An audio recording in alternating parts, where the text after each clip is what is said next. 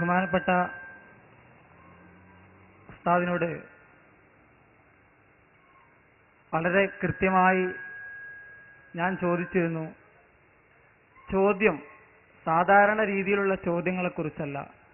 ഞാൻ പറഞ്ഞത് നമ്മുടെ നാട്ടിൽ തർക്കത്തിലിരിക്കുന്ന ഒരുപാട് ചോദ്യങ്ങളുണ്ട്. ശിർക്കാണ്, ഞങ്ങൾ ശിർക്കാണെന്നും അത് പാടില്ല എന്നും വിശുദ്ധ ഖുർആനിൽ അതിന് ഉദാഹരണങ്ങളില്ല എന്നും. അതുകൊണ്ട് ചോദ്യം ഒന്നുകൂടി വളരെ ശ്രദ്ധിക്കുക.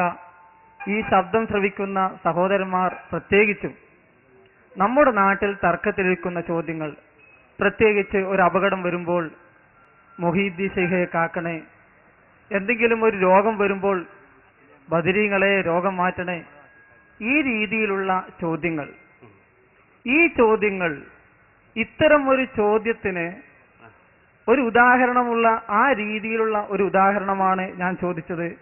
അതുകൊണ്ട് ആ രീതിയിലുള്ള ഒരു ഉദാഹരണമാണ് വിശുദ്ധ ഖുർആനിൽ നിന്ന് ഓതിത്തരേണ്ടത്.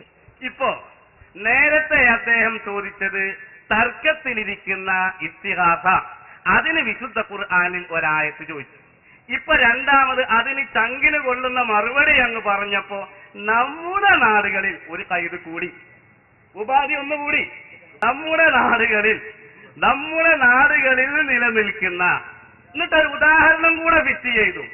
ബാബുൽ കോടഞ്ചേരി എന്ന് കുട്ടിയെ കിതാബിലുണ്ടാവൂല. അതിന്റെ അർത്ഥം കോടഞ്ചേരിക്കാർക്കുള്ള വിധി കിതാബിലുണ്ടാവൂല എന്നാ. അത് വേറെ വിഷയം, അത് നേരത്തെ ഇവിടെ വിശദീകരിച്ചു. അതിന്റെയൊക്കെ വളരെ വ്യക്തമായി തന്നെ പറഞ്ഞു. ഏതായിരുന്നാലും തർക്കത്തിലിരിക്കുന്ന ഇസ്തിഗാസ എന്ന് പറഞ്ഞിട്ട് ഉദാഹരണം ചെയ്ത നമ്മുടെ നാട്ടിൽ ഏതാ തർക്കത്തിലിരിക്കുന്നത് എന്നുള്ളത് വളരെ വ്യക്തമായി മുജാഹിദിന്റെ ബുക്ക് തന്നെ പറഞ്ഞില്ലേ. ആ മുജാഹിദിന്റെ ബുക്ക് ഇതാ ഒന്നുകൂടെ വായിച്ചായിരുന്നു. ഏതാ തർക്കത്തിലിരിക്കുന്നത്?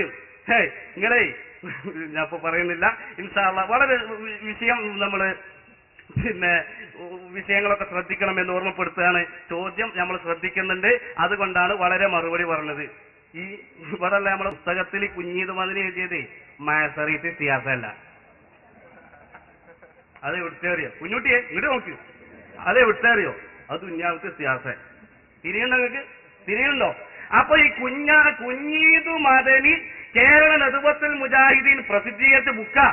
ആ ബുക്കിലുള്ള നിർവചനം അതാ തർക്കത്തിലിരിക്കുന്നത് നമ്മൾ കാണിച്ചു കൊടുത്തപ്പോ അതിന് മറുപടി അത് ശരിക്കും തന്നെ. പക്ഷെ അങ്ങനെയല്ല, എന്തിരുന്നാലും തന്നെയുമല്ല, അതല്ല ഇന്നീ നാട്ടിലുള്ള എന്ന് ഒക്കെ പോലെ പറഞ്ഞിട്ട് അങ്ങോട്ട് കൂട്ട് തന്നെ. എന്തിനാ കാക്കൂന്റെ ഒട്ടീന് മെനക്കെടുന്നത്? ആദ്യം ചോദിച്ചു തർക്കത്തിലിരിക്കുന്ന ഇസ്തിഹാസാണ്. അപ്പൊ തർക്കത്തിലിരിക്കുന്ന ഇസ്തിഹാസം ഏതാന്നുള്ളത് മുജാഹിദിന്റെ ബുക്കിൽ ഞാൻ വായിച്ചോർത്തു.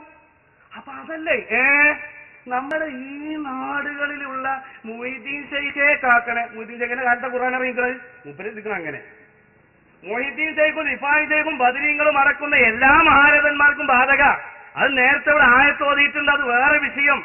അപ്പൊ ഞാൻ ഓർമ്മപ്പെടുത്തുന്നത് തർക്കത്തിലിരിക്കുന്ന ഇസ്തിഗാസം എന്നാ പിൻവലിച്ചു പറഞ്ഞോട്ടെ.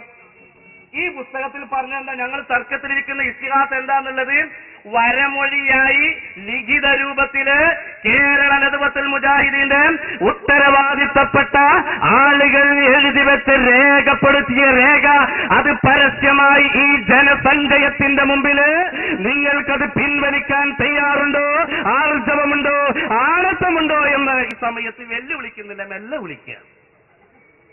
അത് വെല്ലുവിളിച്ചിട്ട് നമ്മൾ ഇനി കൊളാക്കണ്ട, മുഖാമുഖല്ലേ. അപ്പൊ തർക്കത്തിലിരിക്കുന്ന ഇസ്തിഹാസം എന്ന് പറഞ്ഞാലേ കാക്കുൻകുട്ടി തൊള്ളേന്ന് പറഞ്ഞാൽ പോരാ, വായേണ്ട് പറഞ്ഞാൽ പോരാ, ലിഖിത രൂപത്തിൽ പറ. അതാ ഞങ്ങൾ ഇവിടെ വായിച്ചത്.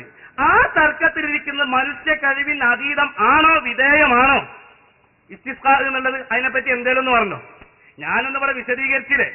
ആ വിശദീകരിച്ച വിശദീകരണത്തിന് കാമാന്ന് പറഞ്ഞില്ല. ഇതിൽ എഴുതിയത് നദുവത്തുൽ മുജാഹിദീന്റെ ഉത്തരവാദിത്തപ്പെട്ട പുസ്തകത്തിൽ എഴുതിയ ആ നിർവചനം അനുസരിച്ചുകൊണ്ട് മൂസാ നബിയോട് കൗമ് ചെയ്തത് എന്താ? ചോദിച്ചോടി, ഒരു കുഴപ്പമില്ല. ചോദ്യം ആവർത്തിച്ചോടി കുഴപ്പമില്ല. പക്ഷെ ഇതിനെ സംബന്ധിച്ച് എന്തെങ്കിലും ഒന്ന് പറഞ്ഞിട്ട് അതല്ലേ മറുപടി പറയേണ്ടത്, ഇതല്ലേ നല്ലത്. പക്ഷെ ഓരെന്തിന്റെ അറിയും, ഒരു ചോദ്യം പഠിച്ചു തരും. ഞാൻ ഇപ്പൊ മായുമുഖാമൊക്കെ കേട്ട മനുഷ്യൻ തന്നെ ഒരു ചോദ്യം പഠിച്ചു തരും. അതിന് മറുപടി ആ ചോദ്യം തന്നെ. ഇത് ഞങ്ങൾ ഒരുപാട് നേരം ചോദിച്ചിട്ട് മറുപടി ഉണ്ടായില്ലോ, പേരോടുന്ന് മറുപടി ഉണ്ടായില്ലോ എന്നൊക്കെ പറയാൻ വേണ്ടിയിട്ട് അങ്ങനെ പഠിച്ചു വെച്ച അതിന് നിർവാഹമൊന്നുമില്ല. അപ്പൊ കാക്കുവിന്റെ കുട്ടിയോട് സുന്നത്ത് ജമാഅത്തിന്റെ പണ്ഡിതന്മാരോട് എല്ലാവരോടും വളരെ വ്യക്തമായി ശ്രദ്ധിക്കാൻ ഓർമ്മപ്പെടുത്തുന്നതോടൊപ്പം എന്റെ പ്രിയപ്പെട്ട സഹോദര, തർക്കത്തിലിരിക്കുന്ന ഇസ്തിഹാസ എന്താണ് എന്ന് നിങ്ങളുടെ പുസ്തകത്തിൽ നിന്ന് വായിച്ചിട്ടുണ്ട്. ആ നിർവചനത്തിന്റെ പുറത്തോ അകത്തോ വിശദീകരിക്കണം. ചോദ്യം ആവർത്തിച്ചൊരു കുഴപ്പമില്ല. സുന്നത്ത് ജമാഅത്തിനെ സംബന്ധിച്ചിടത്തോളം ആചാരങ്ങളും അനുഷ്ഠാനങ്ങളും കർമ്മമൊക്കെ പ്രമാണബദ്ധമായി സമുദായത്തിന്റെ മുമ്പിൽ സമർപ്പിക്കാൻ നിയുക്തരാണ് എന്ന് ഓർമ്മപ്പെടുത്തുന്നു. അതിന് തയ്യാറാണ്. അതുകൊണ്ട് അങ്ങനെ ആവണം എന്ന് സഹോദരനോട് ഓർമ്മപ്പെടുത്തുകയാണ്.